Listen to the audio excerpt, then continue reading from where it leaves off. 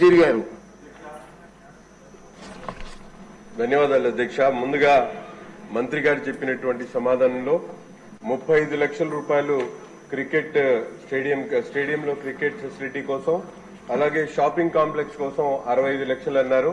ప్రస్తుతం బ్రహ్మానందరెడ్డి స్టేడియం పరిస్థితి ఈ విధంగా ఉంది అధ్యక్ష. ఒకసారి ఇటు చూడాలి సార్.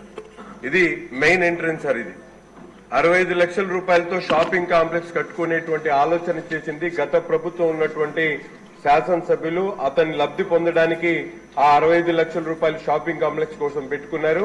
ఆడుదాం అందా అంటూ 119 కోట్లు ప్రజాధనాన్ని దుర్వినియోగం చేసేటువంటి భాగంలోనే క్రికెట్ స్టేడియంలో క్రికెట్ ఆటని ప్రోత్సహించేటువంటి కార్యక్రమం జరిగింది.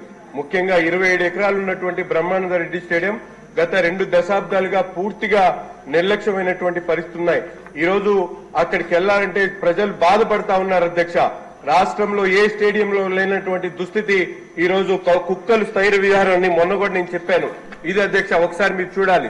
వాకింగ్ ట్రాక్ మీద కుక్కలు ఒక ఇంపార్టెంట్ సబ్జెక్ట్ సార్. ఎందుకంటే దాదాపు 3.5 లక్షల మంది ఉండేటువంటి గుంటూరు తూర్పు నియోజకవర్గంలో ఒక్క స్టేడియం కూడా ప్రజలకు అవసరమైనటువంటి స్టేడియం లేకపోవడం చాలా బాధాకరం అధ్యక్ష. ఇది ఒక విధంగా చెప్పాలంటే ముఖ్యమంత్రి గారు ఏ విధమైనటువంటి ఆలోచనలు చేస్తా ఉన్నారు మీ అందరం కూడా చూస్తా ఉన్నాం. ఒలింపిక్స్ క్రీడల్ని రాష్ట్రంలో నిర్వహించాలనే ఒక మంచి ఆలోచన దృక్పథం ఉన్నటువంటి ముఖ్యమంత్రి గారి ఆలోచన విధానానికి తగినట్టుగా గుంటూరు నగరంలో పక్కనే ఉన్నటువంటి అమరావతి ప్రాంతంలో ఈ విధమైనటువంటి చరిత్ర కలిగినటువంటి బ్రహ్మానందరెడ్డి స్టేడియం ఈ విధంగా ఉండడం మనందరికి కూడా చాలా సిగ్గుచేటుగా నేను భావిస్తా ఉన్నా. గత ప్రభుత్వం తీసుకున్నటువంటి నిర్ణయాలన్నీ కూడా తప్పుడు నిర్ణయాలుగా వెంటనే క్రీడల శాఖ మంత్రి గారు దీని మీద దృష్టి సారించి అవసరమైనటువంటి కార్యక్రమాన్ని తీసుకోవాలి. ఈ రోజు జగన్మోహన్ రెడ్డి గారికి అంటే ఆటలంటే ప్యాక్ ఆటలు జూదా ఆటలు తప్ప ఆయనకు ఆటల మీద ఎటువంటి ఆసక్తి లేదు.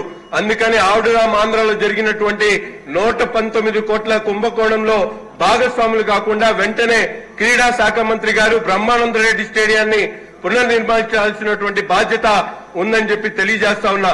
దీన్ని నిర్లక్ష్యం చేస్తే మాత్రం గుంటూరు నగర ప్రజలు క్షమించరనేటువంటి భావన మీకు తెలియజేస్తూ వెంటనే ప్రభుత్వం దీని మీద దృష్టి సారించి ఈ కార్యక్రమాన్ని పూర్తి చేయాలని చెప్పి 2 చేతులెత్తి మీ అందరినీ కూడా కోరుకుంటా ఉన్నా. నిర్లక్ష్యం చేస్తే క్షమించరా? క్షమించరు సార్, ప్రజలు క్షమించరు.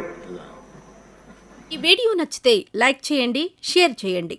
మరింత సమాచారం కొరకు మా ఛానల్ను సబ్స్క్రైబ్ చేయండి.